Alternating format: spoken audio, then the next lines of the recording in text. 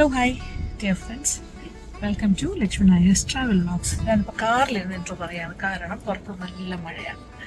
ഇതിപ്പോൾ ഞാൻ വേറൊരു പ്രോഗ്രാമിന് പോയിട്ട് തിരിച്ച് വരുന്ന വഴിക്ക് നമ്മുടെ ട്രാവൽ വ്ളോഗിന് വേണ്ടി ചെറിയൊരു ഡീവിയേഷൻ എടുത്ത് പോവുകയാണ്. അതായത് വിഴിഞ്ഞം സൈഡിലൊരു ഗുഹാക്ഷേത്രമുണ്ട്, അവിടേക്കാണ് ആദ്യം പോകുന്നത്.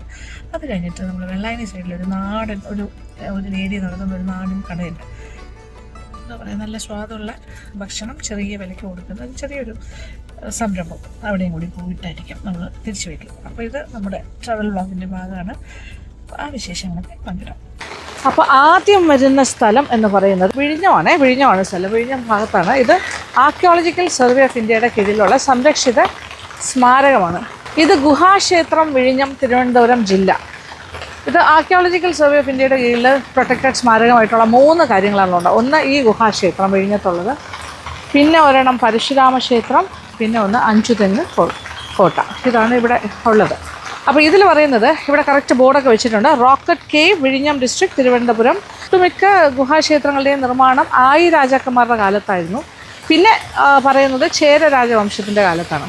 അപ്പോൾ ഇത് ആയി രാജാക്കന്മാരുടെ കാലത്തുള്ള റോക്കറ്റ് ടെമ്പിളാണെന്നാണ് വിശ്വസിക്കപ്പെടുന്നത്. 8th century. ഇവിടെ 7-8 നൂറ്റാണ്ടുകളിൽ ആയി രാജവംശത്തിൻ്റെ ആസ്ഥാനമായിരുന്നു എന്നാണ് വിശ്വസിക്കപ്പെടുന്നത്. ആ കാലത്ത് ആയി രാജാക്കന്മാരുടെ കീഴിലായിരുന്നു ഈ പ്രദേശമൊക്കെ. പാണ്ഡ്യ രാജാക്കന്മാരുമായിട്ടുള്ള ഇൻഫ്ലുവൻസിൽ ഒരു പാണ്ഡ്യ ആർക്കിടെക്ചറൽ സ്റ്റൈലിൻ്റെ ഒരു സ്വാധീനം ഈ ആയി രാജാക്കന്മാരുടെ ക്ഷേത്ര നിർമ്മാണങ്ങളിൽ, ഈ റോക്കറ്റ് ടെമ്പിൾസിലൊക്കെ ഉണ്ടായിരുന്നു എന്ന് പറയുന്നു. വിഴിഞ്ഞത്ത് സ്ഥിതി ചെയ്യുന്ന ഒറ്റക്കല്ലിൽ തീർത്ത ഈ ഗുഹാക്ഷേത്രം കേരളത്തിലെ ആദ്യകാല ഗുഹാക്ഷേത്രങ്ങളിൽ ഒന്നാണെന്നാണ് വിശ്വസിക്കപ്പെടുന്നത്. വളരെ ലളിതമായ രീതിയിൽ പണി കഴിപ്പിച്ച ക്ഷേത്രത്തിന് പാറ തുരന്നുണ്ടാക്കിയ ശ്രീകോവിൽ മാത്രമാണ് ഉള്ളത്.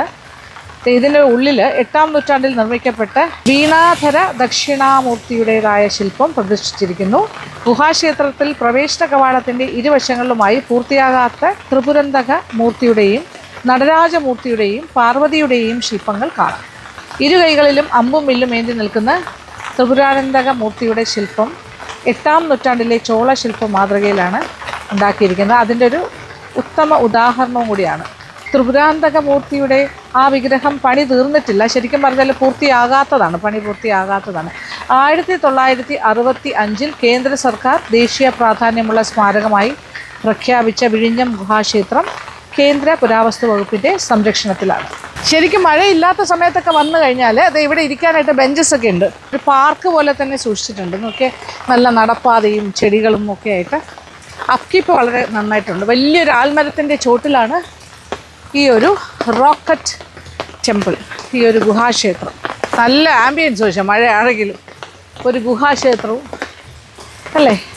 ഇത്തരം സ്ഥലങ്ങളിലൊക്കെ വന്ന് നിൽക്കുമ്പോൾ ഇത് കണ്ടില്ലേ, ഒരു പാറയെ തുരന്ന് അതിനകത്തൊരു പ്രതിഷ്ഠ, സൈഡിലായിട്ട് വേറെ പ്രതിഷ്ഠകൾ കൊത്തി വെച്ചിരിക്കുന്നു. ചിലത് ഇൻകംപ്ലീറ്റ് ആണ്, ഇത് കംപ്ലീറ്റഡ് ആണ്. അപ്പോൾ ഇത് ഒരു കാര്യം ആലോചിക്കണം, 8ാം നൂറ്റാണ്ടെന്നൊക്കെ പറയുമ്പോൾ നമ്മളൊക്കെ ഈ ജീവിച്ചിരിക്കുന്ന ഈ നൂറ്റാണ്ടിൽ നിന്ന് എത്രയോ അകലെയാണ്. 1300ഓളം വർഷത്തിൻ്റെ പഴക്കം. അപ്പോൾ ഇങ്ങനെ പഴമയിലേക്കാണ് നമ്മൾ തിരിച്ചു പോകുന്നത്. അപ്പോൾ അതൊക്കെ ഇപ്പോഴും ഒരു ബാക്കി പത്രം പോലെ ഓർമ്മകളായിട്ട് ഇങ്ങനെ സൂക്ഷിക്കുന്നു. അതുകൊണ്ടാണ് കേന്ദ്ര ആർക്കിയോളജി സർവേ ഓഫ് ഇന്ത്യയുടെ കീഴിൽ സംരക്ഷിതമാക്കിയത് തന്നെ ഇതിൻ്റെ പ്രാധാന്യം മനസ്സിലാക്കിയിട്ടാണ്. അപ്പോൾ പഴയ കാലത്തെ ചരിത്രത്തിലേക്കാണ് ഇതൊക്കെ നമ്മളെ പിന്നിലേക്ക് കൊണ്ടുപോകാണ്. ചരിത്രം പഠിക്കുകയാണെങ്കിൽ കേരളത്തിൻ്റെ ഈ പ്രദേശങ്ങളെല്ലാം ആയി രാജാക്കന്മാരുടെ കീഴിലായിരുന്നു ഒരു കാലത്ത്. അപ്പോൾ ഈ ഭാഗം വിഴിഞ്ഞം ഇരിക്കുന്ന ഈ പ്രദേശമെല്ലാം ആയി രാജാക്കന്മാരുടെ അധീനതയിലുള്ള പ്രധാന സ്ഥലങ്ങളായിരുന്നു, അവരുടെ ആസ്ഥാനമായിരുന്നു എന്നും പറയപ്പെടുന്നു. ആ സമയത്തുള്ളതായിരിക്കണം ഈ ആൽമരത്തിൻ്റെ ചോട്ടിൽ ഇങ്ങനൊരു പാറ. ഇവിടെ വിളക്ക് കത്തിക്കുന്നുണ്ട്, പൂ ഇടുന്നുണ്ട്, കണ്ടില്ലേ, സാമ്പ്രാണിയൊക്കെ കൊണ്ടുവച്ച് ആൾക്കാർ പ്രാർത്ഥിക്കുന്ന ഒരു സ്ഥലം കൂടി തന്നെയാണ്. ശരിക്കും നമ്മൾ ചരിത്രം അന്വേഷിച്ച് പോവുകയാണെങ്കിൽ എത്ര ചരിത്ര സ്മാരകങ്ങൾ നമുക്ക് ചുറ്റുമുണ്ടെന്നറിയാം. പക്ഷേ ഇത് വളരെ പ്രധാനപ്പെട്ടതായതുകൊണ്ടാണല്ലോ ആർക്കിയോളജിക്കൽ സർവേ ഓഫ് ഇന്ത്യ ഇതിനെ സംരക്ഷിത സ്മാരകമാക്കിയത്. അതുപോലെ തന്നെ തിരുവനന്തപുരത്തെ പരശുരാമ ക്ഷേത്രം, തിരുവല്ലത്തെ, അതും വളരെ പ്രാധാന്യമുള്ളതാണ്. സംരക്ഷിത സ്മാരകങ്ങളൊന്നു തന്നെയാണ്. ഇതൊരു നല്ല പീസ്ഫുൾ പ്ലേസ്, ആൾക്കാർക്ക് വരാനും പ്രാർത്ഥിക്കാനും കാണാനും ഒരു ഹിസ്റ്റോറിക്കൽ ഇമ്പോർട്ടൻസ് ഉള്ളൊരു സ്ഥലവും കൂടിയാണ്. ഭക്തിയുണ്ട്, അതോടൊപ്പം തന്നെ പ്രാധാന്യം അങ്ങനെയുമുണ്ട്. ഈ ഒരു പാറ ഒരു പക്ഷേ ഇത്രയും ചെറിയ പാറ ആയിരുന്നിരിക്കില്ല. ഇതിൻ്റെ അപ്പുറത്തേക്ക് നോക്കുമ്പോൾ ഒരു വലിയ പാറയുടെ ഒരു ഭാഗമായിട്ടാണ് കാണുന്നത്. കാര്യം ഇതിൻ്റെ ബാക്കിയുള്ള ഭാഗമൊക്കെ നഷ്ടപ്പെട്ടതായിരിക്കാം, ഇങ്ങനെ കാലാന്തരങ്ങളിൽ വന്ന മാറ്റമാണ്, വെട്ടിപ്പോയിട്ടുണ്ടാകാം. പക്ഷേ ഇനി ഇത്രയും ബാക്കിയുള്ളൂ, ആ ബാക്കിയുള്ളത് സംരക്ഷിച്ച് വെച്ചിരിക്കുന്നു. അപ്പോൾ ഈ വിഴിഞ്ഞം ഭാഗത്ത് ഇങ്ങനെയുള്ള പാറ പ്രദേശങ്ങളൊക്കെ ഉണ്ടായിരുന്നു എന്നുള്ളതിൻ്റെ സൂചനയാണ്. ഇതൊരു വലിയ പാറയായിരുന്നിരിക്കണം ഈ ഭാഗത്ത്. ഇതിൻ്റെ ബാക്കിയായിട്ട് ഇത്രയേ ഉള്ളൂ. ഉള്ളതിനെ സൂക്ഷിച്ച് വെച്ചിരിക്കുന്നു എന്ന് മാത്രം. അപ്പം നമ്മൾ ഈ ട്രിവാൻഡ്രത്തൊക്കെ താമസിക്കുന്നവർ ഇതൊക്കെ കണ്ടിരിക്കണം, അറിഞ്ഞിരിക്കണം. അപ്പം ഞാനിത് കേട്ടറിഞ്ഞിട്ടാണ് വരുന്നത്. മഴ നമുക്ക് ഷൂട്ട് ചെയ്യാനൊക്കെ കുറച്ച് ബുദ്ധിമുട്ടാണ്. കുടയും കൊണ്ട് ഇറങ്ങി എന്തായാലും. അപ്പോൾ ആർക്കിയോളജിക്കൽ സൈറ്റിൽ നിന്ന് ഗുഹാക്ഷേത്രത്തിൻ്റെ പരിസരത്ത് നിന്ന് ഇറങ്ങി ഇത് വിഴിഞ്ഞം പോകുന്ന റൂട്ടാണ് കേട്ടോ. ഇതിൻ്റെ തൊട്ട് മുകളിലുള്ള ബൈ റോഡുണ്ട്, അങ്ങോട്ട് പോകുന്ന നേരെ മറ്റേ ഹാർബറിന് അങ്ങോട്ട് പോകാം. ഇത് നമ്മൾ മീനൊക്കെ വാങ്ങാൻ പോണ ഏരിയയിലേക്ക് താഴേക്ക് പോയാലും ആക്കാം. എന്തായാലും ആ ഭാഗത്തേക്കൊക്കെ ഒന്ന് പോവുക.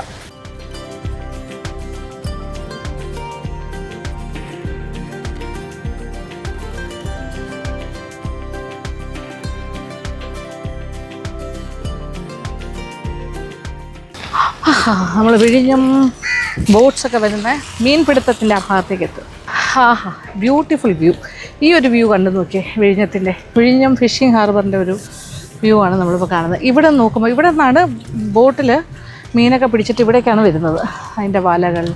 ഇതിപ്പം ആ ഒരു ടൈമല്ല, ഏർലി മോർണിംഗ് അവേഴ്സാണ് ഇവിടെ സാധാരണ, അല്ലെങ്കിൽ രാത്രി. ലാസ്റ്റ് ടൈം നമ്മൾ കക്ക പിടിക്കുന്ന എടുക്കാൻ വന്നില്ലേ, ആ സമയത്ത് ആ പള്ളിയുടെയും അവിടെ അതിൻ്റെ ബാക്കിലൊരു പള്ളിയില്ലേ, അതിൻ്റെയും ആ സൈഡിലായിട്ടാണ് നമ്മൾ നിന്നത്.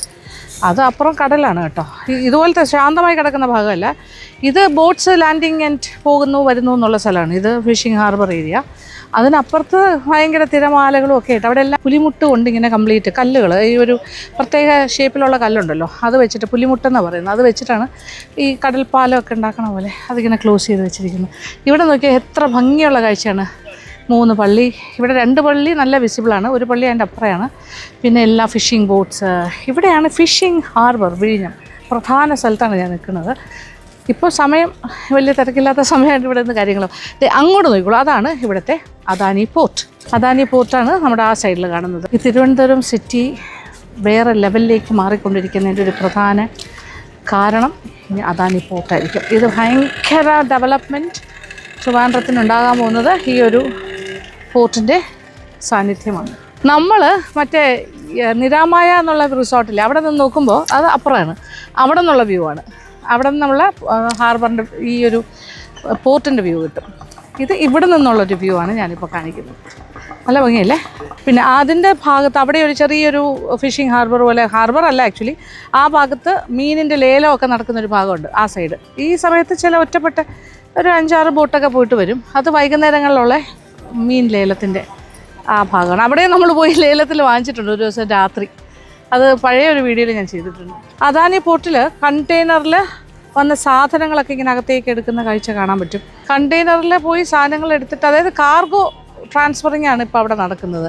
ഇത് കണ്ടിന്യൂസ് ആയിട്ട് ഇങ്ങനെ കപ്പൽ വരുന്നു, അതിൽ നിന്ന് സാധനങ്ങൾ ഇറക്കുന്നു, അത് ഉള്ളിലേക്ക് കൊണ്ടുപോകും. അതൊക്കെ ഒരു ലിഫ്റ്റിംഗ് ടെക്നോളജിയും എല്ലാ കാര്യങ്ങളും ഉണ്ട്, അത് എക്വിപ്ഡാണത്. അതാണ് വലിയ ഒരു ടവർ പോലെ കാണുന്നത്. കംപ്ലീറ്റ് കാർഗോ ട്രാൻസ്ഫറിങ്ങിന് വേണ്ട കാര്യങ്ങളാണ്. ഇതൊരു വലിയൊരു പോർട്ടാണ് ഈ Adani port. It's A huge port. ഇവിടുത്തെ കപ്പാസിറ്റി, ഇതിൻ്റെ കൂടുതൽ ഡീറ്റെയിലിംഗ് പറയുകയാണെങ്കിൽ ഒരുപാട് കാര്യങ്ങൾ പറയേണ്ടി വരും. പക്ഷേ ഇപ്പോൾ ഹോങ്കോങ്ങിനോടെല്ലാം അവിടത്തേക്ക് പോർട്ടിനോടൊക്കെ കിടപിടിക്കാൻ പറ്റുന്ന രീതിയിലുള്ളൊരു നാച്ചുറൽ പോർട്ടാണിത്. കാര്യം ഈ വിഴിഞ്ഞത്തിൻ്റെ ഒരു പ്രത്യേകതയാണ് ഇവിടുത്തെ ഡെപ്ത്ത്. ആ ഭാഗത്ത് സീയുടെ ഡെപ്ത്ത് അനുസരിച്ചിട്ടാണ് ഒരു പോർട്ട് ഉണ്ടാക്കാൻ സാധിച്ചത്. It's A natural port actually. അതുകൊണ്ടാണ് ഇവിടെ അദാനി പോർട്ട് വന്നത് തന്നെ.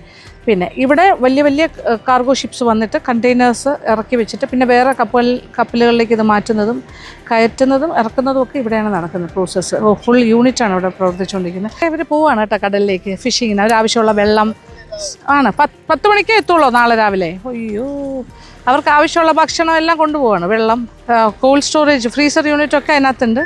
മീൻ പിടിച്ചിട്ട് രാവിലെ 10 മണിയാകുമ്പോൾ അവർ തിരിച്ചു വരും. ഇങ്ങനെ ഇനിയിപ്പോൾ കുറച്ച് നേരം കഴിയുമ്പോൾ ഓരോ ബോട്ടായിട്ട് ഇങ്ങനെ പോയി തുടങ്ങും. റെസ്റ്റൊക്കെ കഴിഞ്ഞു, അവിടെ നിന്നൊരു ബോട്ട് പോകണു, ഇവിടെ ഒരു ബോട്ട് പോകണു. ഇനി എല്ലാ ബോട്ട്സും സജീവമാകും. അവരെല്ലാം കടലിലേക്ക് പോകുന്നു. എന്നിട്ട് നാളെ രാവിലെ വരുള്ളൂ. അപ്പോൾ രാവിലെ നമ്മൾ വരുമ്പോൾ 9 മണിയാവും അല്ലേ? ഓക്കെ, കാണാം. 9-10 മണിക്കൊക്കെയാണ് അവർ തിരിച്ചു വരുന്നത്. പാവമല്ലേ? രാത്രി കടലിലാണ്. അപ്പോൾ മീനിന് വേണ്ടിയിട്ടാണല്ലോ അവർ പോകുന്നത്. മത്സ്യബന്ധനമാണ് മെയിൻ. ഇവരുടെയൊക്കെ ഉപജീവന മാർഗ്ഗം അതാണ്. സത്യം പറഞ്ഞാൽ എന്ത് പാടല്ലേ അവരുടെ ലൈഫെന്ന് പറയുന്നത്. ചിലപ്പോൾ അവരൊരു പക്ഷേ എൻജോയ് ചെയ്യുന്നുണ്ടാകാം, അറിയില്ല. പക്ഷേ നമുക്ക് തോന്നുമ്പോൾ അവർക്കിങ്ങനെ ഏത് പ്രതികൂലമായ സാഹചര്യം, ഇപ്പോൾ മഴയാണ്, കടലൊക്കെ കുറച്ച് പ്രക്ഷുബ്ധമായിരിക്കും, എങ്കിലും അവരിതെല്ലാം തയ്യാറെടുപ്പോടും കൂടി 3 ആൾക്കാരാണ് പോയിരിക്കുന്നത്. അവർ വലിയ പ്രതീക്ഷയിലായിരിക്കും. കുറേ മീനൊക്കെ പിടിച്ചിട്ട് വലയിൽ പിടിച്ചിട്ട് അത് അങ്ങോട്ട് പോകും. അവിടെ കഴിഞ്ഞാൽ പിന്നെ മെയിൻ കടലിലേക്കാണ് പോകുന്നത്. മതിൽ കെട്ടി വെച്ചിരിക്കുന്നുണ്ടല്ലോ പുളിമുട്ട് വഴി. അത് കഴിഞ്ഞാൽ നേരെ ഓപ്പൺ സീ ആണ്. പോയിട്ട് രാവിലെ 9 മണിക്കൊക്കെ വരുമ്പോൾ നിറയെ ബോട്ട് നിറച്ച് മീനുമായിട്ട് വരട്ടെ, നമുക്കും പ്രാർത്ഥിക്കാം. അപ്പോൾ ഇവിടെ നമ്മളെ പോലെ കുറേ പേര് വരും പൈസ ബാർഗെയിൻ ചെയ്യാനായിട്ട്. കുറച്ച് തരുമോ കുറച്ച് തരുമോ എന്നിട്ട് ലേലത്തിൽ വിൽക്കുന്നു. അങ്ങനെ ഒരു ബോട്ടല്ല, ഈ ബോട്ട്സ് എല്ലാം ഇപ്പോൾ പോകും. വൈകുന്നേരം ആകുമ്പോൾ എല്ലാവരും മീൻ പിടിക്കാനായിട്ട് പോകും. രാവിലെ ആയിരിക്കും അവർ വരുന്നത്, പല സമയത്തായിരിക്കും. രാവിലെ ഏർലി മോർണിംഗ് ഓൺവേർഡ്സ് വന്നു തുടങ്ങും. അവിടെ നിന്നൊക്കെ പോകണം കേട്ടോ എല്ലാവരും. ഇനി കുറച്ച് നേരം കഴിഞ്ഞ് വന്നാൽ ഇവിടെ ഒരൊറ്റ ബോട്ട് കാണില്ല, എല്ലാവരും പോയിട്ടുണ്ടാവും കടലിലേക്ക്.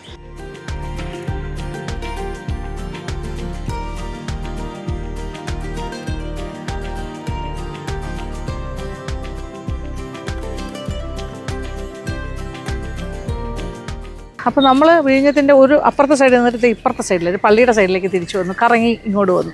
ഇവിടെ വന്നാൽ ഈ ഒരു കടലിൻ്റെ ഈ ഭാഗം കാണാണ്ട് പോകുന്നത് എങ്ങനെയാണ്? ഇത് വിഴിഞ്ഞം ഫുഡ് ഹബ്ബാണ് കേട്ടോ. താഴോട്ട് പോയി കഴിഞ്ഞാൽ ഏറ്റവും കൂടുതൽ ഫ്രഷ് ഫിഷിൻ്റെയും എല്ലാത്തിൻ്റെയും ഗ്രിൽസൊക്കെ കിട്ടുന്ന കുറേ കടകളുണ്ട്.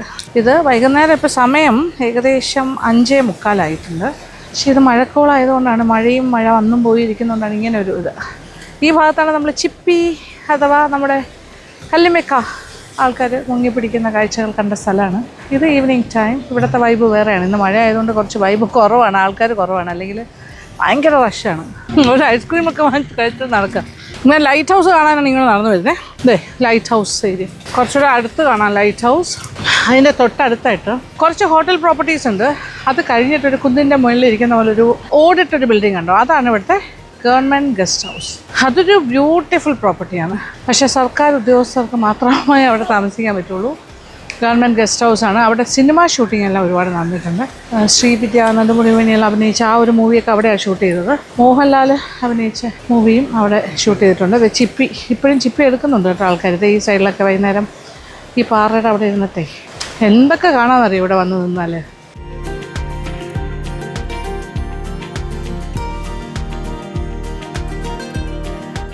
അങ്ങനെ വിഴിഞ്ഞം ഭാഗത്തുനിന്ന് വെള്ളായണി കായലിൻ്റെ തീരത്തെത്തി. അവിടെ നിന്ന് ബൺ റോഡ് വഴി മുകളിലോട്ട് വന്നു.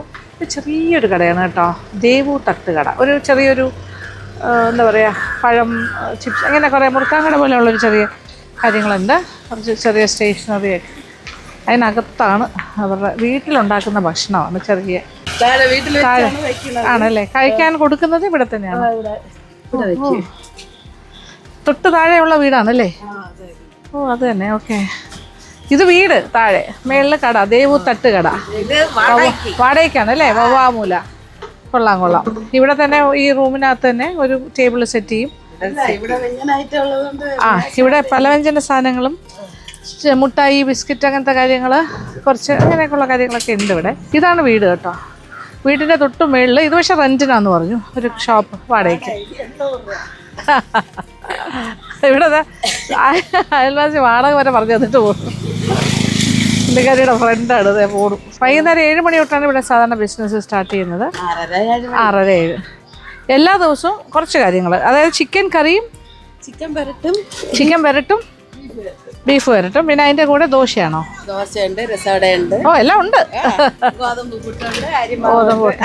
അരിപ്പുട്ട്, ഓംപ്ലേറ്റ്, എല്ലാ കാര്യങ്ങളും കിട്ടും. വൈകുന്നേരം ആകുമ്പോൾ വീട്ടിൻ്റെ അവിടെ നിന്ന് ഇങ്ങോട്ടൊന്ന് കയറിയാൽ മതി അല്ലേ? ഓപ്പൺ എയർ ഇരുന്ന് നമുക്ക് ഭക്ഷണം കഴിക്കാം. നല്ല രസമല്ലേ? പലചരക്ക് സാധനങ്ങളുണ്ടോ? ഫ്രിഡ്ജുണ്ട്. ഇപ്പൊ തൈര്, മോര് അങ്ങനത്തെ കാര്യങ്ങളൊക്കെ ഉണ്ടോ? തൈര്, പാല്, തൈര്, മാവ് എല്ലാം ഉണ്ട്. മാവെല്ലാം കൊടുക്കും. അത്യാവശ്യം വേണ്ട എല്ലാ കാര്യങ്ങളും ഉണ്ടല്ലേ? തേയില, കാപ്പി, പഞ്ചസാര, പ്രൊവിഷൻസ് ഒക്കെ കൊടുക്കും. എണ്ണ ഐറ്റം ഉണ്ട്. ഓ എല്ലാ സാധനങ്ങളും ഉണ്ട്. ഓ ഫ്ലൈറ്റ് ഇസ് ഗോയിങ്. ഇത് വെള്ളായണി കാലിൻ്റെ മേളിൽ കൂടിയാണ് പറക്കുന്നത്. ഈ ഒരു റൂട്ടാണ്, പല ഫ്ലൈറ്റ്സും പോകുന്ന റൂട്ടാണിത്. ഇത് നല്ല വെളിച്ചമൊക്കെ വന്നു, 2 ലൈറ്റൊക്കെ ഇട്ട് കഴിഞ്ഞു. അപ്പോൾ ദേവു തട്ടുകട ശരിക്കും ഒരു തട്ടുകട പോലെ തന്നെയാണ് സെറ്റ്. അതായത് 2-3 പേർക്കൊക്കെ ഇരുന്ന് കഴിക്കാം. കൂടുതൽ ആളുകൾ വരുമ്പോൾ ഒരു ഇവിടെ നിന്നാണ് കഴിക്കുന്നത്, പ്ലേറ്റിൽ വെച്ചിട്ട്. അതും ഒരു രസമല്ലേ? അപ്പോൾ ഇത് വെള്ളായണി കായലിൻ്റെ വവ്വാമൂല ഭാഗമാണ്. ആ ബൺ റോഡ് കയറി ഇങ്ങോട്ട് വന്നു കഴിഞ്ഞാൽ ബംഗാനൂർ പോകുന്ന റൂട്ടാണിത്. അതുവഴി അല്ലേ? ഇത് ബംഗാനൂരല്ലേ അങ്ങോട്ട് പോയല്ലേ? ഇത് പുല്ലാനിമുക്ക്, ബാലരാമപുരം ഒക്കെ പോകാൻ പറ്റുന്ന റോഡ്. അത് വവ്വാമൂലയിൽ നിന്ന് ആ റോഡിൽ നിന്ന് ഇങ്ങനെ ബൺ റോഡ് പാസ് ചെയ്ത് വന്നാൽ ഇവിടെ എത്താം. ഇവിടെ പകൽ സമയമൊന്നും ഇതില്ല. വൈകുന്നേരം 7 മണിയൊക്കെ ആവും ഏകദേശം. അപ്പം ദോശ ചൂടായിട്ട് ചെയ്ത് തരും കേട്ടോ. തട്ട് ദോശ, പുട്ട്, ഗോതമ്പ് പുട്ട്, അല്ലാത്ത പുട്ട്, ഓംലെറ്റ്, ചിക്കൻ പെരട്ട്, ബീഫ് പെരട്ട്, ഇത്രയല്ലേ സാധാരണയായിട്ടുള്ളത്. പിന്നെ ചായ, രസവട, ഓംലെറ്റ്, പപ്പടം, മുളക് കറി, നോർമലായിട്ടുള്ള. ദോശയുടെ ഫുൾ സെക്ഷൻ ഉണ്ട്. പിന്നെ ചായ ഉണ്ടല്ലേ? ചായ ഇല്ല, കട്ടൻ ചായ ഒന്നുമില്ല. ആരെങ്കിലും ചോദിക്കെങ്കിൽ ഉണ്ടാക്കി കൊടുക്കും. ഓക്കെ, പേരെന്തായിരുന്നു? ഓക്കെ, കോമളെന്നും ഓമനയെന്നും വിളിക്കുന്നതാ പറയുന്നത്. ഓമന എന്നാണ് ഒഫീഷ്യൽ പേര്, എഴുത്തുകുത്തിലെല്ലാം. വീട്ടിൽ വിളിക്കുന്ന എല്ലാവരും കോമളം. ഓക്കെ, അറിയാം. ഓക്കെ, കൊച്ചുമോളുടെ പേരാണ് ദേവു തട്ടുകട.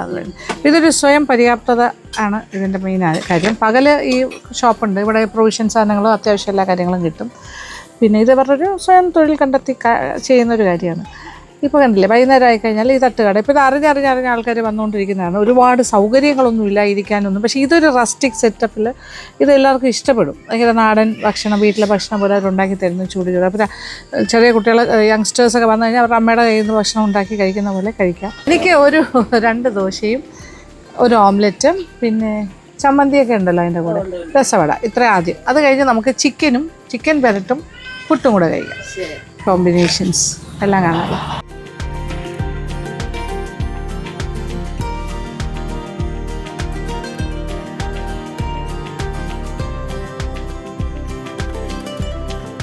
ഇതാരാ മൂത്താള്? മോളുടെ പേരെന്താ? മിത്ര. അടിപൊളി പേരാണല്ലോ. ഏത് ക്ലാസ്? 2nd standard. ഓക്കെ. അനിയനാണോ കരഞ്ഞോണ്ടിരിക്കുന്നത് അവിടെ? അനിയത്തി. ഓ, ചൂട് ദോശ, രസവട. ഓ, നല്ല സൈസാണല്ലോ രസവടയുടെ സൈസ് നോക്കി. അത് വീട്ടിലുണ്ടാക്കി നേരത്തെ തന്നെ രസത്തിലിട്ട് വയ്ക്കും. ചമ്മന്തി ഇങ്ങനെയാണ് കഴിക്കുന്നത് അല്ലേ? നിറയെ ചമ്മന്തിയൊക്കെ ഒഴിച്ചിട്ട് എല്ലാവർക്കും ഇത്രയും വേണം. ഇങ്ങനെ കുറച്ച് വാട്ടറി സ്റ്റൈലാണ്. ഇങ്ങനെയാണ് സാധാരണ തട്ടുകടകളിലൊക്കെ ദോശ ചമ്മന്തി. ഇത് കൂടാതെ ഒരു മുളക് കാണും, മുളക് അച്ചാർ. യെസ്, അമ്മാമ്മ ഹെൽപ്പ് ചെയ്യുന്ന കൊച്ചുമോളാണിത്, കണ്ടോ? അടിപൊളി. Thank you, welcome. ഇതാണൊരു ഫുൾ പാക്കേജ്. ദോശ, രസവട, ചമ്മന്തി, മുളക് ആൻഡ് പപ്പടം. ഇനി ഒരു ഓംലെറ്റും കൂടി വരുമ്പോൾ ഇത് കംപ്ലീറ്റ് ആകും. ഇങ്ങനെയാണ് കഴിക്കുന്നത്. ഇവിടെ പുറത്തൊക്കെ നല്ല ഇരുട്ടാണ്, കാര്യം ഇപ്പോൾ ഒരു 7 മണിയൊക്കെ ആയി കേട്ടോ. അപ്പോൾ മഴയും കൂടി ആയതുകൊണ്ട് പെട്ടെന്ന് ഇരുട്ടി. കൊള്ളാലോ, അടിപൊളി. ചമ്മന്തിയും ദോശ ഈസ് വെരി സോഫ്റ്റ്.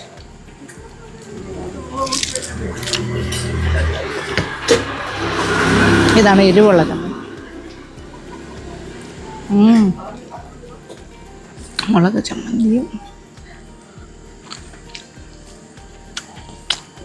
നമ്മൾ തട്ടുകടയിൽ പോയി കഴിക്കുമ്പോൾ ഇഷ്ടപ്പെടുന്ന ഒരു കോമ്പിനേഷനാണിത്. നന്നായിട്ട് ചെയ്യുന്നുണ്ട്.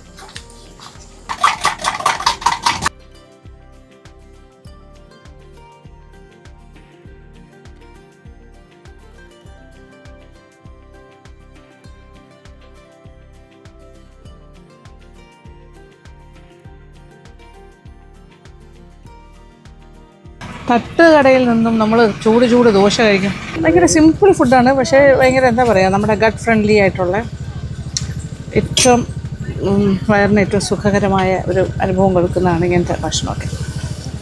ചട്നി, പപ്പടം. അവിടെ ഇപ്പോൾ ഗോതമ്പ് പുട്ടുണ്ട്, അരിപ്പുട്ടും ഉണ്ട്. അപ്പോൾ ഒരു പുട്ടും കൂടി ടേസ്റ്റ് ചെയ്തിട്ട്. ചിക്കനുണ്ട്, ചിക്കൻ പെരട്ട്. ഇതാണ് ഇവിടുത്തെ മറ്റൊരു കോംബോ, ഗോതമ്പ് പുട്ട് വിത്ത് ബീഫ് പെരട്ട്. ഞാൻ ബീഫ് കഴിക്കത്തില്ല, പക്ഷേ ഇതൊരു കോമ്പിനേഷൻ കാണിക്കുക. എൻ്റെ കൂടെ ആൾക്കാരുണ്ട് കഴിക്കുന്നവർ, കോംബോ കാണുകയും ചെയ്യാമല്ലോ. ഇത്രയും ബീഫിന് 50 രൂപയുള്ളൂ ചാർജ്. പുട്ടിന് 30 റുപ്പീസ്, ഇത് 50 റുപ്പീസ്. അപ്പോൾ രണ്ടും കൂടി ചേർത്ത് 80 രൂപയുള്ളൂ. അപ്പോൾ ഞാൻ പറയായിരുന്നു ബീഫിന് പുട്ടിനെക്കാട്ടി വിലക്കുറവ്. ചിക്കനും അതേ വിലയാണ്. ചിക്കൻ വരട്ടും 50 രൂപയുള്ളൂ. പുട്ട് 30 തന്നെയാണ് അല്ലേ? അരിപ്പുട്ടാണെങ്കിലും ഗോതമ്പ് പുട്ടാണെങ്കിലും. ദോശയ്ക്കൊക്കെ എന്താ വില? ദോശ ഓൺലി 5 റുപ്പീസ് ഒരു ദോശയ്ക്ക്. അപ്പോൾ ഞാൻ കഴിച്ചൊരു പാക്കേജ് എത്ര രൂപയുടെയാണ്? 2 ദോശയും അല്ല 25. ഓംലെറ്റ് 15, 40 രൂപ അത്രേ ആയിട്ടുള്ളൂ. ഓംലെറ്റിന് 15, രസവടയ്ക്ക് 10 അല്ലേ? 15. 15 രൂപ രസവട, 15 രൂപ ഓംലെറ്റ്. പപ്പടം ഉണ്ടാവും. പിന്നെ ദോശയ്ക്ക് 5 റുപ്പീസ് ഈച്ച്. അരിപ്പുട്ട് റെഡി. ഞാനിപ്പോൾ അരിപ്പുട്ടും ചിക്കൻ പെരട്ടും കോംബോ എടുക്കാൻ പോകും. ഇതാണ് 50 റുപ്പീസ് എൻ്റെ ചിക്കൻ പെരട്ട്. ഈ ഒരു പ്ലേറ്റ് ചിക്കൻ പെരട്ടിന് 50 രൂപ. യെസ്, ഇങ്ങനെയാണ് കൊടുക്കുന്നത്. ഒരു ഊറ്റിപ്പുട്ടും ചിക്കൻ പെരട്ട് 50 റുപ്പീസിൻ്റെ ചിക്കൻ പെരട്ടും ചൂട് പുട്ട്. ഇപ്പോൾ ചൂടായിട്ട് ഇവിടെ ഉണ്ടാക്കി എടുത്തതേ ഉള്ളൂ. ചിക്കൻ പെരട്ട് താഴെ വീട്ടിൽ നിന്ന് ഉണ്ടാക്കിയിട്ടാണ് വരുന്നത്. തേങ്ങ ഇട്ടിട്ടുണ്ട് അല്ലേ ചിക്കനിൽ? തേങ്ങാക്കൊത്തൊക്കെ ഉണ്ട്. നൈസ്. നല്ല പെരട്ട്, ഊറ്റിപ്പുട്ട് അടിപൊളി. അത്യാവശ്യം സ്പൈസിയാണ്, എല്ലാവർക്കും ഇഷ്ടം. മേഡം നന്നായിട്ടുണ്ടെന്ന് പറഞ്ഞാൽ എനിക്ക് വേറെ ഒരു ഇതുമില്ല. അത് നന്നായോ? നല്ല ടേസ്റ്റ്. മേഡമൊക്കെ ഞങ്ങൾ കാണണല്ലേ, ടി വിയിലും ഫോണിലും ഒക്കെ കാണണതല്ലേ. അപ്പോഴേ പാചകത്തിന്റെ റാണിയാണല്ലോ മേഡം. അങ്ങനെ അയ്യോ അടിപൊളി, നന്നായിട്ടുണ്ട്, ഗംഭീരമായിട്ടിരിക്കുന്നു. നല്ല കോമ്പിനേഷൻ വിത്ത് പുട്ട്. എന്റെ കുട്ടികളെ കൂടെ എല്ലാവരും എത്തിയോ? ഇതെല്ലാം എന്റെ ചെറുമക്കളാണ്. ഹലോ, ഇതാണ് ഇപ്പൊ കരഞ്ഞ ആള്? അല്ല, ഇത് വേറെ ആള്. ഓക്കെ, ചേച്ചിയുടെ ചെറുമോളൊക്കെ. അപ്പം നല്ലൊരു ആംബിയൻസ്, ഒരു ഫാമിലി സെറ്റപ്പാണ്. തൊട്ട് താഴെ വീട്, ബന്ധുക്കളെല്ലാവരും കൂടി നിന്നും ചെറിയൊരു സംവിധാനം. പക്ഷേ നല്ല ടേസ്റ്റി ഫുഡ്. നമുക്ക് വീട്ടിൽ നിന്ന് കഴിക്കുന്ന പോലെ ഒരു ഫീലിംഗ്. അത് ടേസ്റ്റ് നൈസ്, ഇഷ്ടമാവും. വരാൻ പറ്റുന്നവരൊക്കെ വരിക. അപ്പോൾ കണ്ടുപിടിക്കാനൊന്നും വലിയ പാടില്ല അല്ലേ? വവ്വാമൂല വന്നിട്ട് ബൺ റോഡ് വഴി കയറി വെങ്ങാനൂർ പോകുന്ന ആ റോഡിലേക്ക്. ഇത് ബസ് സ്റ്റോപ്പ് അല്ലായിരുന്നു ഇവിടെ പണ്ട്? ഇവിടെ ബസ് വരില്ലായിരുന്നോ? അപ്പം അത് പോയി അല്ലേ? കായൽ കാണാൻ വരുന്നവർ കുറേ നേരം അവിടെ കായൽക്കരയിൽ ഇരിക്കാനായിട്ട് ഈ ബൺ റോഡിൽ കുറേ സീറ്റിംഗ് ഒക്കെ ഇട്ടിട്ടുണ്ടല്ലോ. അതെല്ലാം കഴിഞ്ഞ് പതുക്കെ നടന്ന് മുകളിലേക്ക് കയറി കഴിഞ്ഞാൽ ഒരു 7 മണി 6:30 ഒക്കെ ആകുമ്പോൾ ഇവിടെ വന്നാൽ മതി. ഇവിടെ എല്ലാം സെറ്റാണ്. കഴിച്ചിട്ട് സമാധാനമായിട്ട് പോകാം. പുറത്ത് ചെറിയ മഴ, ഇന്നൊരു മഴ ചാറ്റലുണ്ട്. ഇപ്പോൾ അത് മറ്റൊരു ആംബിയൻസ്. ഭയങ്കര മഴയാണെങ്കിൽ പാടായിരിക്കും അല്ലേ? ഞാനേ എന്തായാലും നിന്ന് കഴിക്കാം, ഇരുന്ന് കഴിക്കാൻ കുറച്ച് സംവിധാനങ്ങളേ ഉള്ളൂ. എൻ്റെ ലാഭമല്ലേ, 50 രൂപയേ ഉള്ളൂ. ഇത് കഴിച്ച് തീർക്കട്ടെ. ഓക്കെ, പൈസ എടുത്ത് വെച്ചേക്കാം. ഓക്കെ. മഴ കുറച്ച് ഉറച്ച് തുടങ്ങി.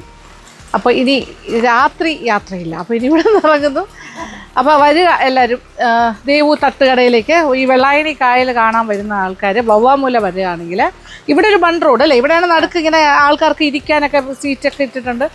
അവിടെ കുറേ ഐസ്ക്രീം അങ്ങനത്തെ കുറേ കാര്യങ്ങളൊക്കെ ആൾക്കാർ വെച്ചുകൊണ്ടിരിക്കും. ആ ബൺ റോഡ് അവസാനിക്കുന്ന അവിടെ നിന്ന് ഇങ്ങനെ റോഡ് കയറി പോകുന്നുണ്ട്. അതാണ് വെങ്ങാനൂർ പോണ റോഡ്. അവിടെയൊക്കെ ഇത് കയറിയാൽ മതി ഇവരുടെ കട കാണാൻ.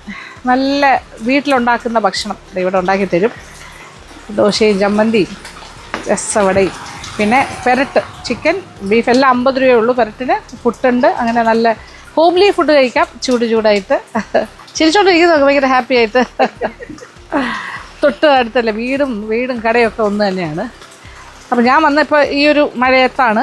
കുഴപ്പമില്ല, രസമുണ്ട്. മഴയത്ത് വരുന്നതിനൊരു സുഖം വേറെയാണ്. അപ്പോൾ ഇതൊരു 6:30 ഇപ്പം 5 മണിക്കോ 5:30 വന്നാലും ഇവിടെ ആളുണ്ടാവുമല്ലോ അല്ലേ? വന്നു കഴിഞ്ഞാൽ പറഞ്ഞിട്ട് പോയാൽ മതി. ഇവിടെ വരുമ്പോൾ വേണമെങ്കിൽ അവിടെ കായൽക്കരയിൽ ഇരിക്കാൻ പോകുന്നവർ ഇവിടെ പറഞ്ഞിട്ട് പോയാൽ ഞങ്ങൾ അത് കഴിഞ്ഞിട്ട് ഇങ്ങോട്ട് വരാമെന്ന് പറഞ്ഞാൽ അവരതനുസരിച്ച് റെഡിയാക്കി വെക്കും. ഒരു 6 മണിക്കൊക്കെ വേണം എന്ന് പറഞ്ഞാൽ അങ്ങനെ ചെയ്യും. ഓക്കെ, അപ്പോൾ സന്തോഷം. പോയിട്ട് വരട്ടെ. Okay, bye. ശരി, ബൈ. ടാറ്റ മോളെ, ബൈ.